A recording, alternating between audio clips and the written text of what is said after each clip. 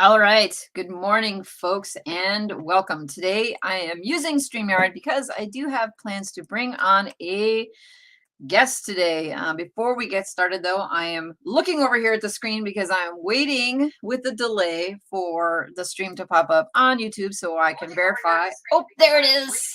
I must I must put the mute button on over there. So all right, so welcome. It is Wednesday and I can see for myself today that the YouTube is working and that the stream is on and that I can be seen and heard and all of the rest. I am checking the chat today before we get started while YouTube is sending out the notifications.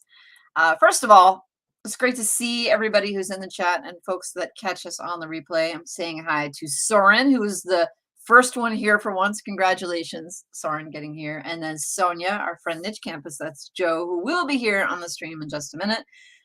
Ginger Trading and Josh. There's Jen and Ken. Ken emailed me a couple of days ago and asked if he could share his YouTube channel, because apparently Ken is now either starting or getting back to sharing monthly updates for his website and income reports. And I completely and totally support and encourage folks that are going to come onto YouTube and post income reports. I think that they're great for accountability. And so, Ken, if you want to share your YouTube channel in the chat, if I see it, I will make sure to approve it. And if someone else, if it's not your name, Ken, and if someone else, if one of the mods in there sees it, feel free to approve it. And if for some reason, Ken, it can't be shared, just let me know and we will go live and sit here and go and find it so that that it can be shared. I am checking the chat and I see Joe. So yes, back to Ken says it's just his name. So folks, if you see Ken in the chat there, you can either find him or follow him, but I think it's a good idea. And I'm pretty sure I'm already subscribed, so I would do it live, but I already did it. Back to the point of the stream today. It's Wednesday and I have a guest today. It's Joe from Niche Campus. He has recently joined us here on YouTube. He has been streaming. I wouldn't say that we're in competition because he chooses not to stream at my time slot, and my time slot is Wednesdays at this time right now. But he has agreed to come on the stream and we plan to chat and hang out. And so I'm actually going to use the technology and hopefully it works. And I'm going to add Joe to the stream. And there it is. Joe, can you see me and hear me? Yes. Hey, Amelia, how you doing? Not that we didn't just talk literally for the last 10 minutes up until a minute ago when I you spell the magic. You spell the magic behind the scenes. Yeah, I would prefer to just pull the curtain back and just show everybody that it's chaos right here, right now. Anyway, thank you, Joe, for taking the time and then helping coordinate to get to the stream. How's it going? Good. Yeah, pretty good. Just finished another day of lots of article specification writing. So yeah. See, I feel like when people say, oh, how's your day? How's your work? And you're like, well, I sat right here for the last 10 hours and I did this with my mouse. Like literally, that's what most of my days look like. So it's a treat to get to do a live stream with another human. Yeah. So that we could chat. So where in the world are you? So we have some orientation. Yeah, so currently I'm in the UK. I'm in the north of England. So don't think there's many northerners out there other than Carl Broadbent, but yeah. See, when you say the north of England, like I don't necessarily Yorkshire. know. See, I feel like there are other people, they just lurk. Now, for folks, if you are from that area of the UK, this would be a great time for you to put up your hand and say, this is your me too. I'm checking Maeve. Maeve is saying, hey, just popping in as glued to the telly on resignation watch. So there's a Yorkshire woman. Ginger is we have a ginger trading, yeah. So you'll have to educate poor, I don't want to say unintelligent, uninformed me, but who's getting ready to resign? In what? In politics? Maeve says she's on. I was like, do you know? So then I'll kick this question to Maeve. Maeve, who is getting to resign? And please help me gain some world events, world current events. I think it's to do with politics right now. It's the Tory party crumbling down. I think that's what's happening right now. Maeve says the Prime Minister of the UK. That hopefully our awful Prime Minister. Wow. All right. That is not a small thing. Well, I may be following some of this later. I'm checking the chat really quick, saying hi to some folks who are jumping in. I see Margaret and Graham and Zach. What's going on? Thanks for dropping in. All right. So far we've established that your name is Joe. You have a YouTube channel and you are located in the northern part of the UK. Mm-hmm. It is my understanding, just from hanging out in your live streams, that you are into content sites, and I'm wondering how long you have been doing this. Yeah, so I guess it was since the first time I registered my main site's domain was in, it was back in, frustratingly so, back quite a while ago now. It's like October 2020. Okay, I'm going to stop you. I'm going to stop you right there when you say frustratingly a long time ago. All right, I'm going to reel you back in here, because that was what, 2 or 3 years ago. And I started my very first website that I want to call it a fail. It was a site that I started and let the domain go in like 2004. So you say 2 years ago, and I say 20 years ago. So I'm just saying that it's when you say frustratingly so, you're just that is the world you're working with here. I'm gonna have a really hard time jumping on the bandwagon with your impatience. But all right, so a couple years ago, you registered a website that you're still working on. Yes. Yeah, still working on it. Yeah, and I think the frustration comes from just watching too many other people that are making some serious affiliate bank within 10 months. And I'm like, oh, I'm still plugging away and it's still not quite there. the why not me moment. Yeah, why is that not me? Yeah. Right? All right. So if you're in the chat right now and you have those feelings of Can I get a me too, please? Like, put your hand up if you're ready for it to be your turn, because I'm so ready for it to be my turn.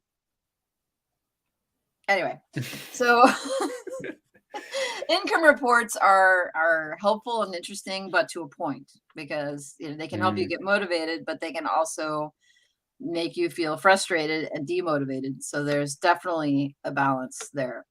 So how many sites do you have right now? Yeah, so 2. I had 4. Sort of had 4. It was mainly 3.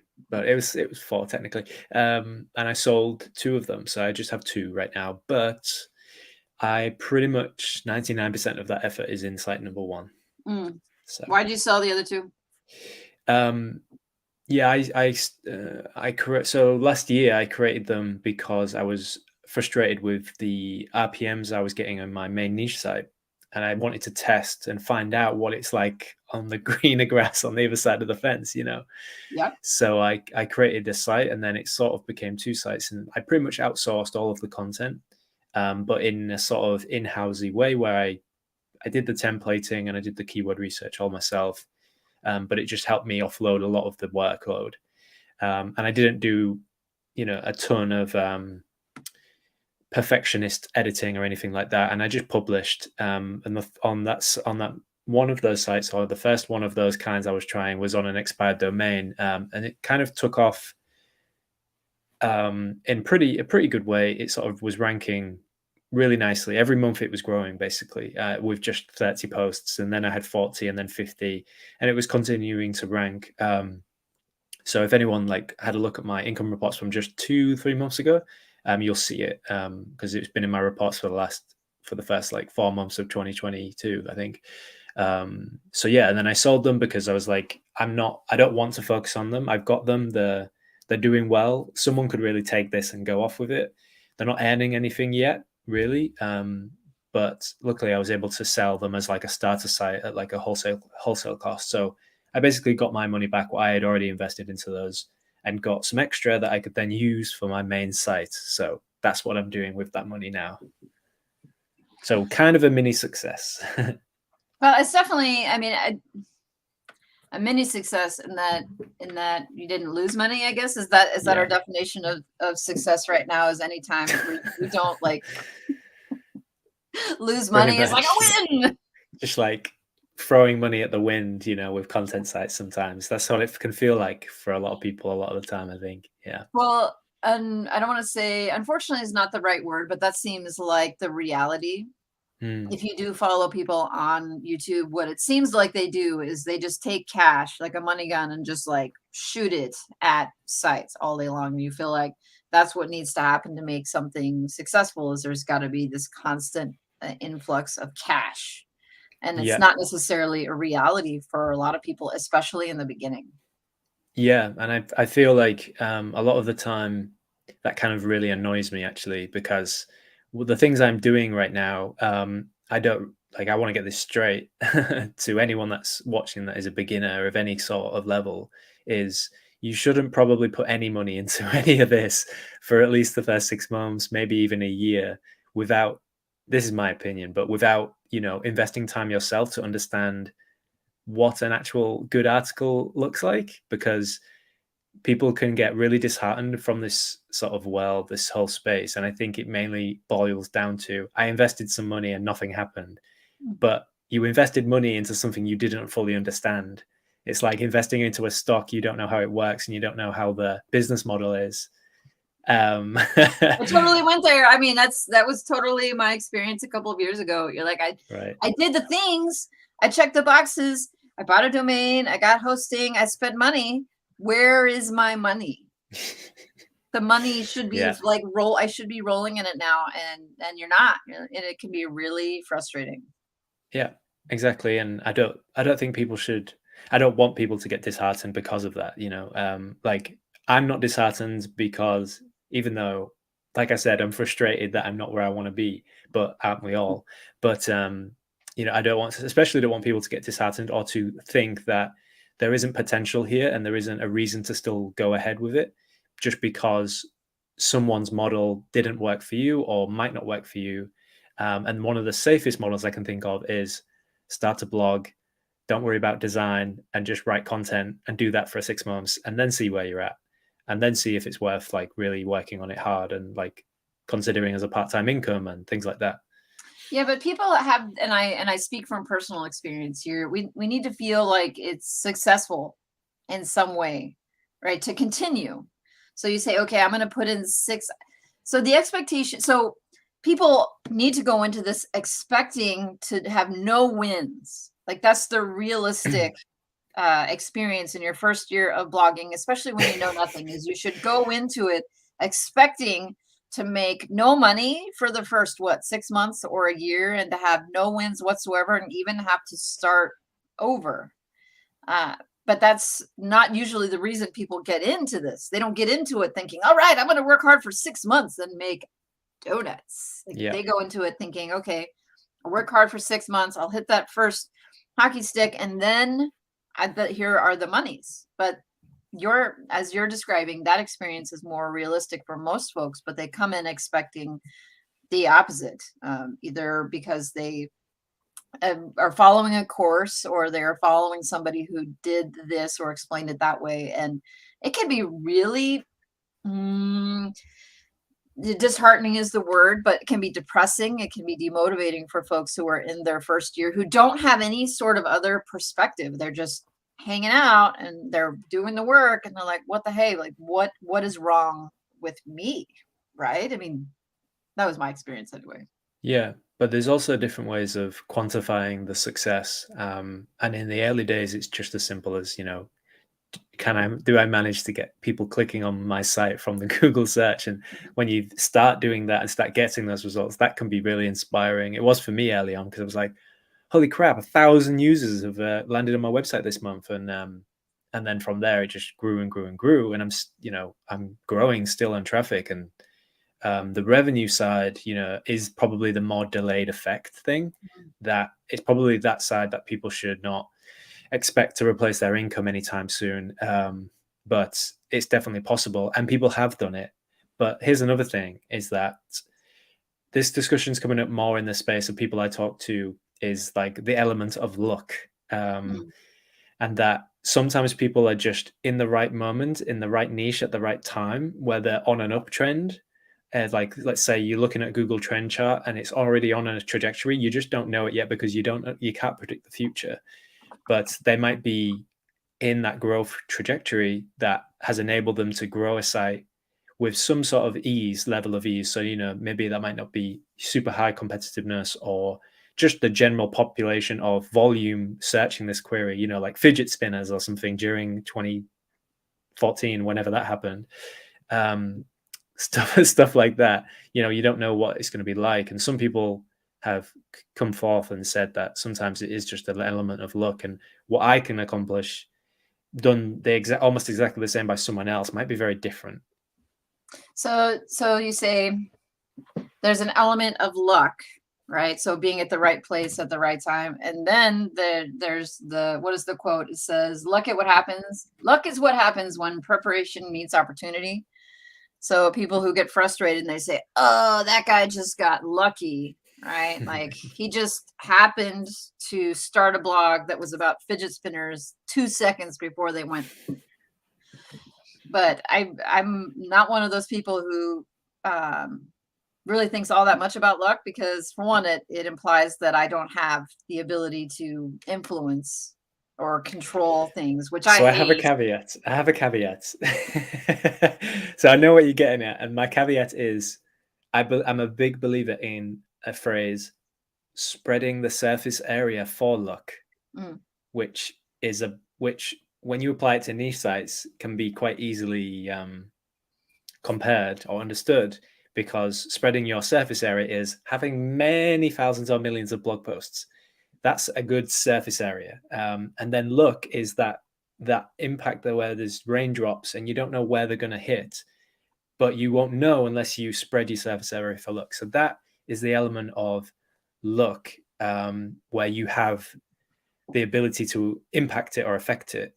It's just that you may be lucky or unlucky about where the rain drops, so you never know where that's going to be exactly, which might be a certain niche, or it might just be certain types of blog posts. And maybe I've just been hitting all of the wrong blog posts for a certain amount of time, and someone else is doing the same thing in the same niche, might have hit all the right ones. Checking the chat really quick. Ken is just jumping in saying that he appreciates the analogy. So if you're prepared, you can take care of the advantage of the changing environment. Our friend Game Guy is dropping in. So I just wanted to give him a special shout out, because he has missed the stream for the last couple of weeks for various reasons. So it's great to have you back. I just appreciate this gentleman because he's always in the chat or in the comments of videos and supporting other people and always positive. So I just wanted to go out there and say an extra special. It's great to have you back, friend. We missed you while you were gone. So let's do some value, right? So everybody, they come to these things, these streams, like, oh, like all you guys talked about was mindset. There was no value. And what I think is interesting, by the way, before we go to the value, is that you watch people who are become more and more successful online, and almost all of them convert over time from making videos about how to use this special feature in the Aweber to talking about the mindset component. So that's just something to think about. What becomes most important and when it is that we should start thinking about mindset. And to me, it feels like we should be talking about mindset early on, but people tend not to do that because they're so focused on the nuts and bolts and the nitty gritty of how do I make WordPress work. I will think about motivation tomorrow when I understand how to upload this image, right? There's just not a lot of room for it. But as far as the value, so you said that you currently have 2 sites. So let's talk about your strategy. So I assume that these sites are info sites, or are they affiliate sites? Mostly info, a little bit of affiliate stuff going on. And why? So I was sold on the idea. I was sold early on the idea that of spreading surface area and going for volume and going for traffic and going for passive ads, which seemed like a very simplistic way of looking at the business model. And at the same time, while knowing, based on my own history with the web, knowing that I've had plenty of scenarios where I've landed on websites where I get recommended 10 affiliate products and I know it's a pile of crap, and I don't want to click on any of them, and I want to find like a real affiliate, a real product review or a real helpful article. So I think, and knowing that alongside these Google changes that are slowly but surely coming in to combat that kind of thing, it kind of put me off affiliate content quite a lot. But it does still work. It still works really well for a lot of people that earn a ton of money.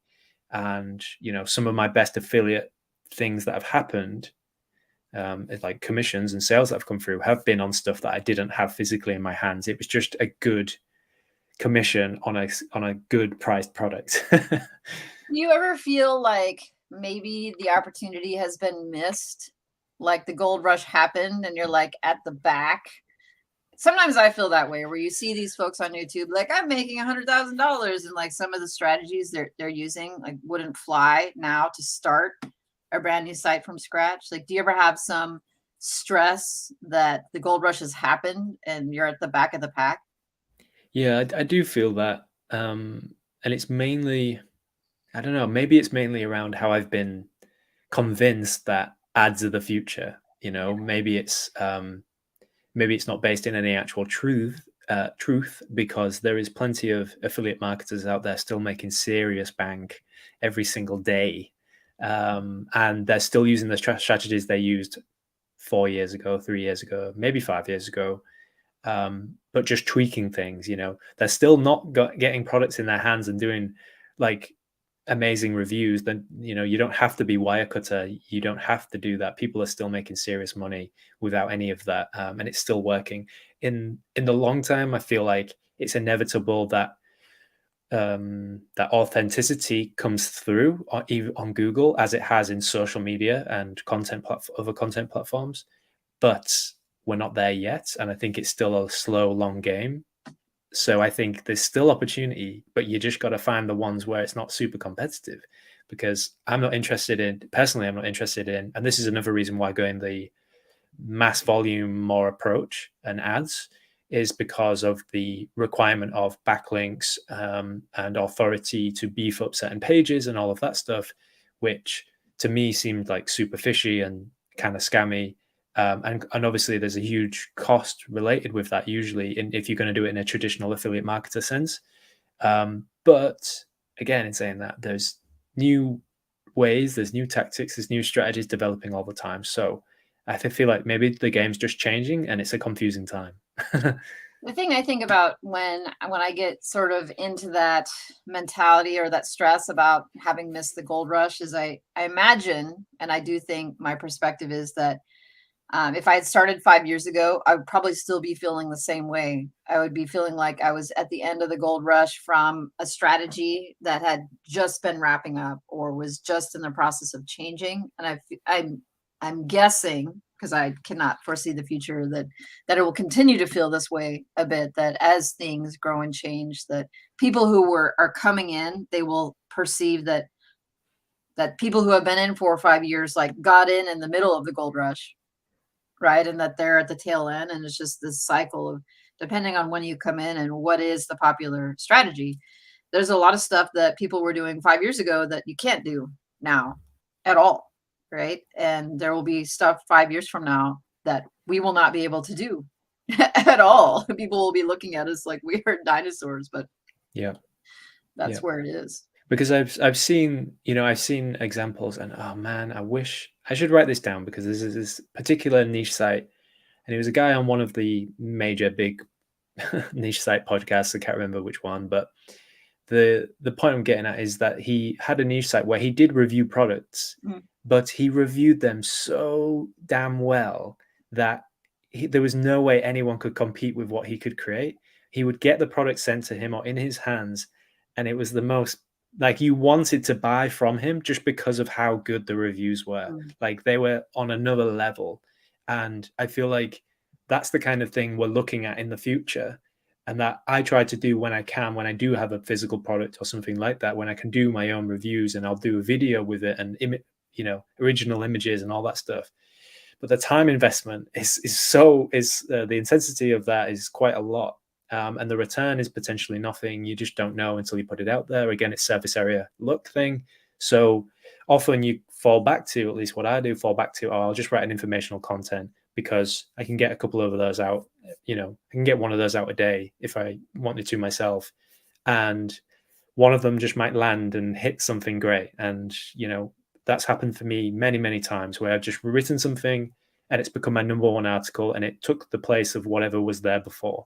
And I just don't know that's going to happen until I do it. But yeah. So at what point, because perspective is different and where people are in their journey is different. So I'm not trying to portray myself as I'm going to put up my air quotes, guru, like guru or expert. And I don't want to put you in that position either. So one of the things I don't like to do is say, like, how much money are you making, right? Because people are continually trying to put you, like, are you in the 0 to 1,000 range, or 1,000 to 4,000? We're talking about dollars, or 5 to 10. Instead of asking you, how much money are you making, or how much traffic are you getting? Please open your underwear drawer and let us look inside and see. I would ask instead, what are your goals, like your short-term goals, like 12-month goals, and when do you feel like you will be successful? Like at what point will you feel like I'm like winning, right? Like I have won. Like what's your goal? Well, I have different stages of goals. Like I know what my 3 goals. I know what how I often think about things, or I try to think about things, is although I do have monetary goals and I have traffic goals, I guess I think more about how I want to feel in the place in the future. Like where I want to get to is a place of feeling, and that comes from the monetary value you get definitely helps. The success you've been able to produce definitely helps. The numbers that are coming in, and if it is a space, if it's a niche space, and for me it is, that you're actually interested in, being involved in that world, in that space, feels like a success in itself. So like I'm doing more community stuff in my space, in my main space, and I'm trying to talk with more people in that area, and in that vein I'm doing more work that's more relational and more interesting and more inspiring, and makes you commit to what you're doing more than just a affiliate or niche site. Because like I'm on the vein of just generally doing niche sites most of the time, at least for my main project that I really care about, and I don't ever plan on selling it. So it's kind of a passion project, really. It just happens to coincide with niche sites and affiliate sites and content and blogging. So I'm listening to you talk about, so I asked about goals, and then you came back with like this really interesting explanation about things that you're doing. And I wonder if the difference between you and me is that I am very, I don't say rigid is the wrong word. I need like steps. I need like a list.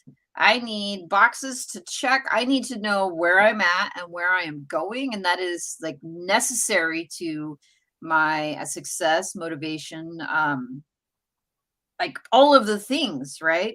Because I feel like if I say, if I don't have, winning is important to me, right? I need to win somehow. And so if I don't have a way to assess that I have won, then how am I doing?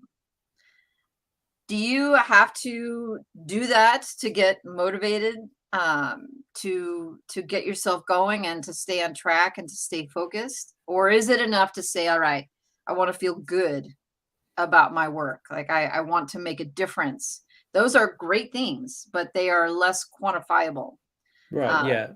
And it's a bit of both. Like, I think I'm mostly trying to convey that it's not just about the numbers, but the numbers are extremely important, but it's usually it's because when I hit this amount of money, I can replace my income, which means that I can spend more time with my kids or spend more time going out in the garden or whatever it is. Like when you were able to attach meaning to those numbers become even more inspiring and more quantifiable beyond just being a number. So like, yes, I have monetary numbers. I have like traffic numbers that I want to hit. I want to hit 50K sessions on my site, and that's like one of my main aims right now. And until I get there, I'm like, gotta get there. Like, of course. And I think all of us are like that. We're always looking ahead to the next thing. But that's what we do in life in general. And I just think that although we do it instinctively, it's good to sort of sit around and smell the roses, but also to try and attach something more than just the amount of money. Like I have amounts of money in my head that I want to get to, and I think it's doable. It's just going to take a lot of work, a lot of time, patience. But I know that once I get there, it'll mean that I can like have like certain levels of freedom that I've never had in my life. And that'll be a great feeling to have that. All right. So what are the top 3 things then that you have got to do to achieve that dream, like that goal? Like what are the 3 primary things that you are actively doing day in and day out to get it done? Are we talking like phase 1 or phase 2 or phase 3? Right now, this week, Sure.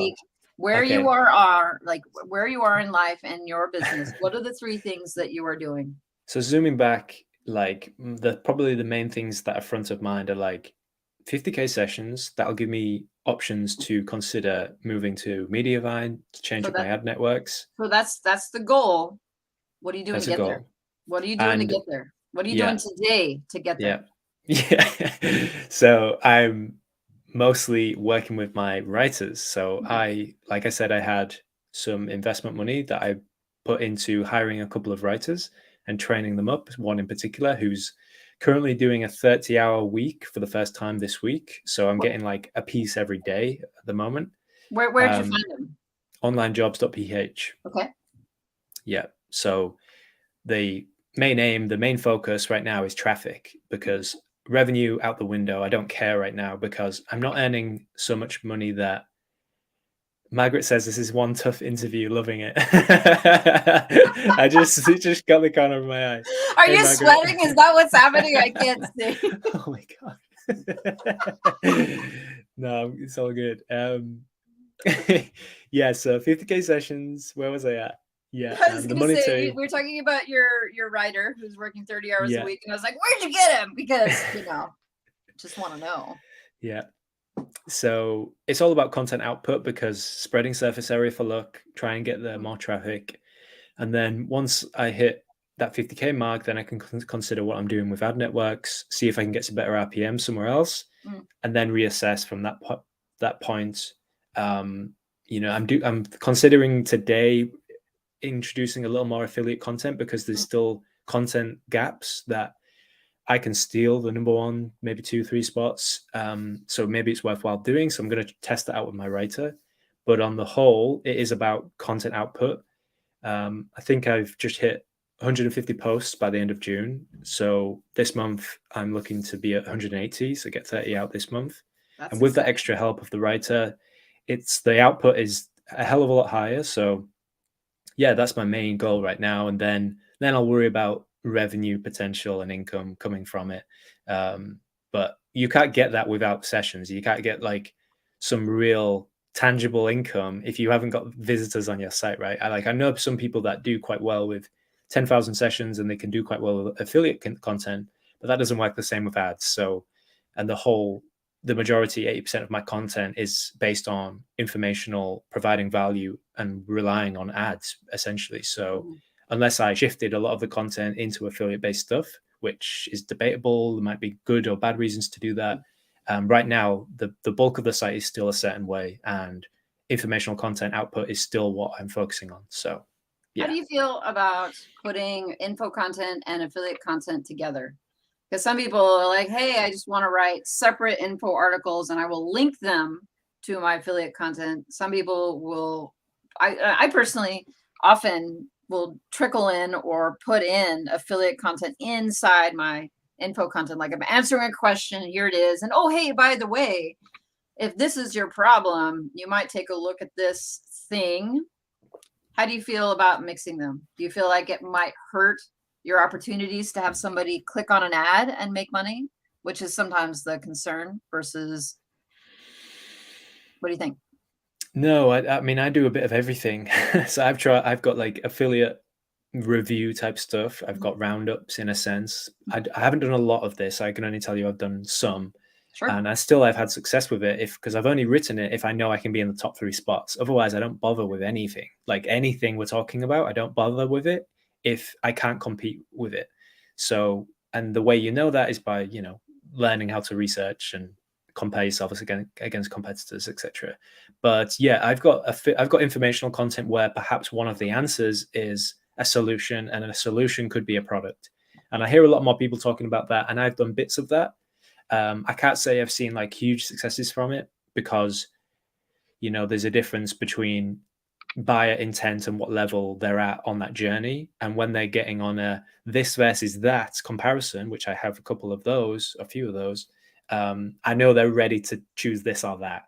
And so the likelihood of them buying is way higher than it is from any informational content. So that's probably the main difference. I would say what you have to keep in mind is that you can't necessarily convert someone from becoming in a zero buying state from an informational piece of content into a ready buy state on the same piece of content.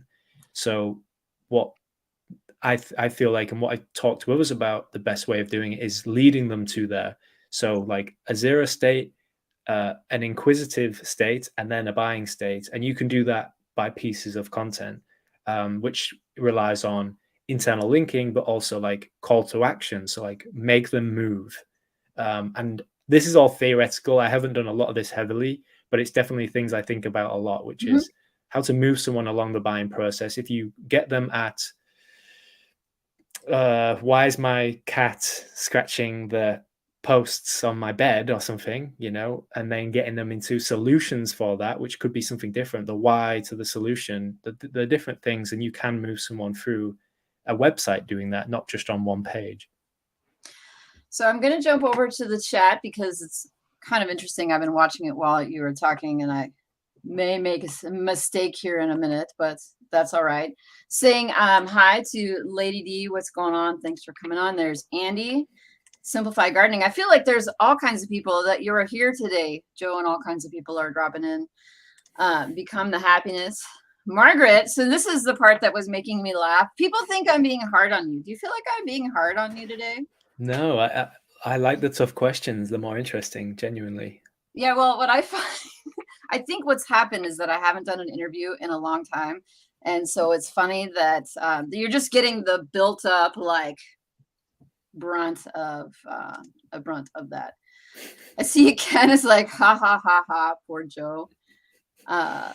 And then I am going to acknowledge his comment. Watcher jumped in and said, hey, nice to see all the white people on the panel. And the reason that I feel the need to acknowledge the comment is one, I think it's worth talking about a little bit. It's like, for one, our industry is not necessarily so on YouTube, right? There's like, I think, a difference between the content that I see versus like what exists around the world. And I think that the beauty of this business here is that people around the world are able to access it. And so people are able to make quite a bit of money for where they live, learning how to do this strategy. And so I really would like to see this business become, I guess, more accessible to a lot of people around the world.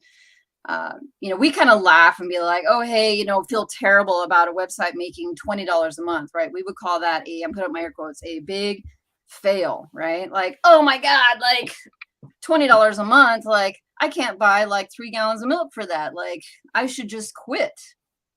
It's making nothing. But some parts of the world where somebody who has maybe a phone or a tablet or even something that allows them to access the web, $20 a month, like that could pay for food for family for a week, right? Not just a gallon of milk, but it could actually do more. So I acknowledge that there may be a lot of focus on the top creators, maybe on YouTube, that are of a certain nationality or even a certain color. But I also know from my experience in this business that a good majority of the successful creators in this space are not white Americans. They're not white British people. So there are a lot of people of all nationalities. And I want to make sure that if they're in the stream watching this on the replay, that I see you and I know that you are out there. So I am sorry that Watcher felt the need to come in and like, I don't want to say hijack the stream, but potentially hijack the stream with the comment, but I did appreciate it. And then it gave me a chance to get on my soapbox and talk about something that is near and dear to me, because behind the scenes, I do actually make quite a bit of efforts to connect with our friends from around the world who aren't necessarily folks that look like us. And I think it's important that we do so because it can bring opportunities to folks that really could benefit from it. So that aside, I am going to go back to something that I wrote down a few minutes ago before I got sidetracked, like right turn. You said that you would not create content. You would not post the article. You would not write the article if it could not rank in the top 3. And I think that is wrong. Tell me why it is that you think that it is wrong and why you avoid creating content if you cannot rank in the top 3. Okay.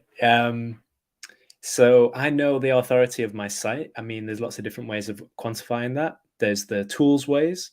One of them says my site is less than 5. One of them says it's 40. So, okay, that's maybe I can make up an average of what all the different tools say. Okay, maybe that gives me a base point to understand how to compare myself against other sites. Even so, there is, and I feel like maybe this is what you're going to say, but there is always these opportunities where you don't know if you don't try. And surprisingly, there is a few situations where I have written something and then I've gone back to edit it and then I've realized, oh, I need to change the keywords a little bit. Maybe I'll just go after this more competitive thing because it makes more sense. But the volume is crazy. I don't expect to rank. And then boom, it's my number 1 page. And it does happen. It absolutely does happen. But I think it's difficult for people often to know whether they're going to have a good chance or 0 chance of ranking against the competitors for certain things. And it always depends on the situation. If we're talking about roundup review content, then there's going to be backlinks involved and all these different elements that make it much more difficult to compete in the top 3 spots. But generally what I'm saying is that if I'm publishing a piece of content, I want to know it's because there's a gap and I can fit the gap or at least do better, or at least fit the gap or do better. And a gap is something like Reddit, Quora, forum showing on the first page. That's an easy one. But there's lots of other varieties of that where it could be like just pathetic pages when you check it out and actually review the content. So that's generally how I feel about it. So there's definitely the reasons to do both, right? You say, okay, I only want to write for what I know what will rank, because otherwise taking time off to write an article that won't rank prevents me from writing an article on a keyword that I know will rank. Like I have like a list of 1 million Excel spreadsheets that have all keywords that I know are going to rank in the top 3, so that I won't do these other ones. But what about the argument that for these other ones to rank, that you need to have this other content on the side, that to be in a, put in my air quotes, because we always used to love to use the word authority, like the site needs to go deep. That needs to go deep on a topic, and that maybe you'll be writing content that will never rank, that will never ever rank. But for these other articles that are valuable to get traffic and to get the snippet or to get all of the features and the things that you need to have this other content on the site. You say, oh, I can't beat those other guys on that keyword or on that topic because my DA is pathetic because my domain is brand new or I don't have that much. But I have come a full circle, I feel like, from where you were a couple of years ago to now seeing, really beginning to think and see that for my content to rank, that I need to have that foundation, that like topical breadth on so many topics that that I probably won't ever get traffic for. And honestly, well, I keep saying honestly, like I would somehow not be honest here in a minute, but I really think that one of the reasons that the Amiga site struggled in the last update was that on certain topics that had been ranking for, I was not that deep on them. And so I noticed that I didn't lose overall. I lost specifically on the clusters that were not that deep. And so the ones that bubbled up to the top, so my top 50 articles now are all articles where I've like really written a lot of stuff on those topics. And the ones that I was like dabbling and just like magically, I don't know, accidentally had managed to rank for them and got lots of traffic, those ones just got slaughtered, like straight up, like. So I believe more than ever that going deeper on topics, even if I don't think I will rank for them, we may never see traffic for them. Never like a single visitor is becoming more and more important. Do you have any thoughts about the concept, the idea that the deeper you go on a topic, the more likely your articles will be to be successful? I agree with topical. The concept of topical authority makes perfect sense. But I don't see why you can't find. I think there's always opportunities for content that you can write for keywords that have gaps still, and still earn the same level or earn the topical authority you need in order to keep pushing that cluster of content. And I'm just thinking about it as like a category. I have categories on my site where there's like 1 post, 2 posts. I should probably go back and check those to see, based on your what you're saying there. But there's certainly certain types of the content that it gets very deep because there's just a lot of it. And it is about stuff that I can rank for. So why can't you have it both ways? I mean, that would be the holy grail, right? To find a keyword that has thousands of visitors of traffic, right? That has no competition, right? That's what we're always hunting for, is like high volume keywords that have no competition. And I feel like I can usually find one or the other, but like matching them up. And oftentimes I find, low competition keywords where the volume is like 10 a month, right? 10 visitors a month is what the keyword tools say, versus like finding a keyword difficulty of 0 with 100,000 potential visitors in a month is really, it's the holy grail, right? That would make a website if you could just land one of those keywords. They're just really difficult to find. The thing I have concerns about now is focusing on just the keywords that are low competition, is that I feel like it leaves me vulnerable. And I feel like looking back at the areas where I have suffered in updates back to May the 4th, I was really focusing on low competition keywords that were not necessarily even related to each other. It was more of a broad site. That site got hammered. And I managed to skate the product updates around Christmas the last couple of years, but this one especially, it's areas where it's just I'm not deep enough on the topics is where I've been hammered. And so yes, I could definitely indefinitely go and pursue low competition keywords and just keep pursuing low competition keywords, but I feel like it leaves me vulnerable to what will happen when Google decides, hey, so for example, like let's say I write one whole article, the best article on the internet about this fence that I have in my backyard, of the topic of which is the best fence board to use, right? And I've written a great article and it's a low competition keyword. And I feel like in the next update, Home Depot will have managed to write like one paragraph about that. So I have a great article But Home Depot, because Home Depot has every article imaginable, or every keyword imaginable on those fence boards, I feel like I'm vulnerable to Google saying in the shuffle that this is going to serve the user better because of all the other content that Home Depot has about fences. And I feel like that is what happened to me this last time around. You could say, oh, it's maybe the depth on the topic, or maybe it's links, or my interlinking, or my my on-page situation, or all of the things. But that's what I think is happened to me. And it's hard to be grumpy about it, because I also feel like if I go back and do the work, that I can build those clusters up and potentially benefit in the future. I don't think that only writing things that are low competition or searching for the holy grail is a bad thing, but I think everybody has the come to Jesus moment at some point where they're like, all right, I'm going to have to invest time and money into articles that probably won't rank. At least not right now. There's a possibility that in the future they will rank, and maybe I will win then. But I guess maybe I'm just venting because that's where I live right now. I'm living in this world where I'm creating content and outsourcing content that I don't think is going to rank right now, because I think it's necessary. Why can't you create content that so yeah, like before you said like the meeting of the triangle of like volume and gaps, right? Like what if it's just less, wait, which hand? Slightly less volume, but gaps still, you know.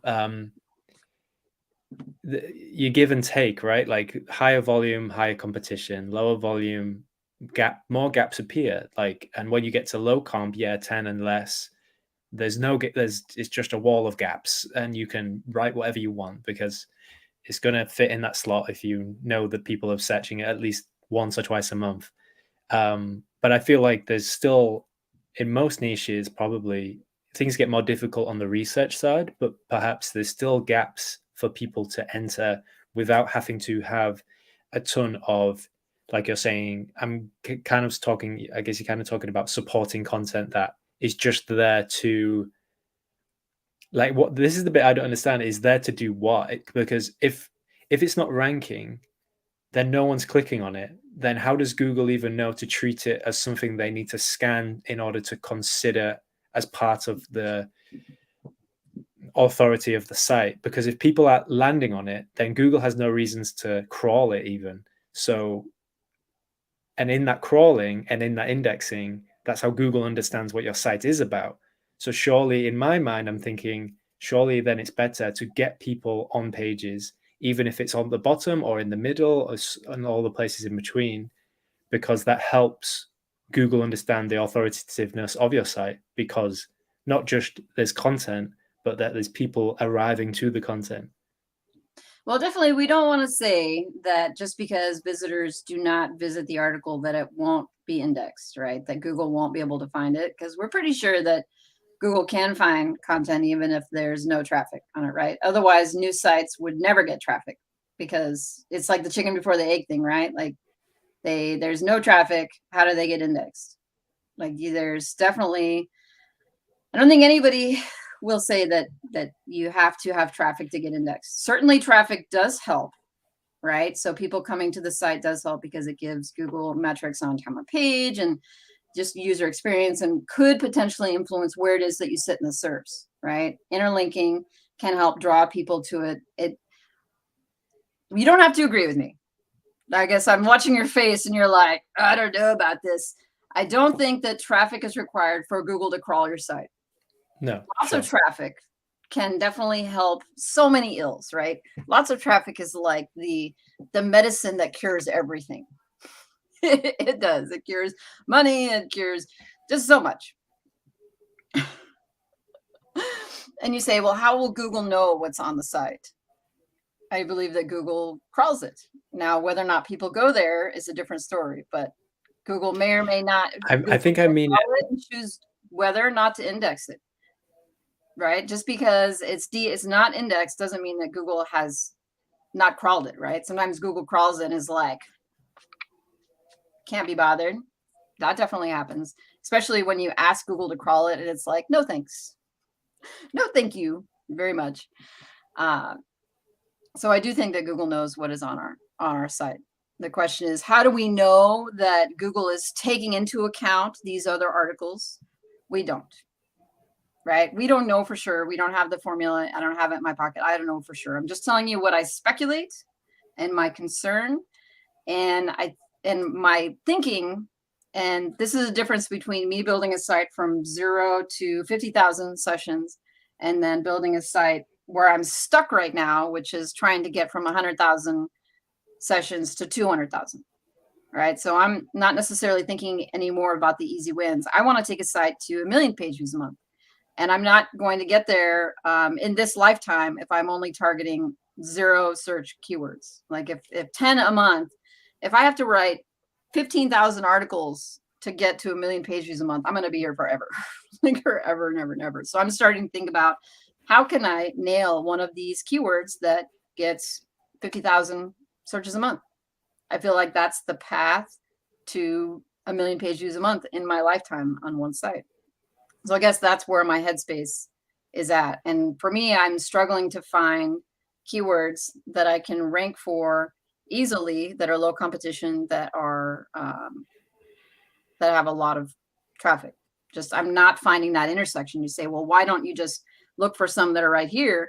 And I'm not finding them. And maybe that's because I suck at keyword research, but I'm not finding. But we're at very different points of the journey as well. So like I've still got a list as long as the day of keywords I can go after with gaps that I can go after. Mhm. And I think when you were talking about, I think the point of how does Google know what your site's about? Yes, they do index it. Yes, it understands words and it understands context and all of those things, the subject matter expertise and altogether, I think.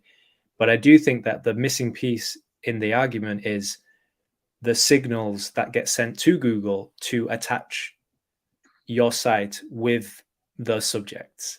Sure. And that signal is the thing that can boost all of the topical authority you want, rather than just having to publish stuff that, like an index. Because what I'm thinking of is like the index to a book. It's like write it, like you have to write every subject, every topic about every subject under your niche, which I don't think is the case. I don't think you need to write about everything about gardening in order to have a good site on gardening. I think you can pick the things out of it which have the right signals, which give you the benefit of traffic, easier traffic, but also the topical authority that you could ever want. But they just might be different to what all your competitors are doing. But I see there in the chat, like Simplify Gardening was saying that this is telling Google that you're a different site than what they are. I'm not sure I completely understand, or I'm not sure I agree. Well, that's the interesting thing, though, is that a lot of strategies can work, right? So if you hang out in the Affiliate Lab Facebook group right now, Matt Diggity and his cronies have been going really deep on cover every keyword, right? Was it last year, the year before, he did the interview, and I cannot remember the guy's name. But this guy created a website where he literally just targeted every single keyword in the niche, regardless of whether he could rank for it, regardless of the content. It's just like it were the keywords associated with the niche and just went for them all and had a success. They're also doing completely and totally AI driven sites that they acknowledge the content is kind of net on, having success. Also doing straight affiliate sites, which you would believe like couldn't succeed in today's day and age, still managing to make it work. So we don't have to actually agree on those things to both be right and to be successful. I'm just saying that these are the things I'm concerned about, and these are the things I'm paying attention to. And there are many ways to make this happen, as you are demonstrating, and many people in the chat who are more successful than either of us put together can also attest to. Joe, I have like so many things that I could talk to you about that I wrote down from this conversation. I wrote in quotes when you talked about your quotes, my history on the web. I was like, what is that going to be? You talked about outsourcing. I could have asked you about that. I never asked you how you got started. You said job, kids, gardening, and I never asked you if you were still working, if you had kids or a garden. And we could talk more about feelings for days, but it is the top of the hour and you have suffered enough, I feel like. As for everyone else in the chat, which I have primarily ignored today because I have enjoyed talking with you so much. Folks, Joe, our friend, Niche Campus, has a YouTube channel. I'm pretty sure that I linked your YouTube channel in the description. If you're interested in hanging out with him live or catching up on his income reports, you are more than encouraged to go over there and subscribe. Joe, do you have any parting comments for us today? Just, this is a long game and I'm in it for the long haul. I'm still struggling on my way to the top, but the only people that succeed are the ones that never quit. So I hope that is good for someone out there, because that's the mindset I have, even when it gets hard. Zach says, you published a new income report today, right? Is that so? Go check it out. I will actually be checking it out this evening as well. Joe, thank you so much. I hope it wasn't terrible. And we would love to have you back in the near future. Thank you so much, everybody in the chat. I will have to go back and look at your comments. We will see you next week. I am quietly working on to get a guest next week, and I am not yet sure if it will happen, but I'm working on it. So look forward to seeing you there soon. All right, everybody. See you next week, same time, all of the things. Take care.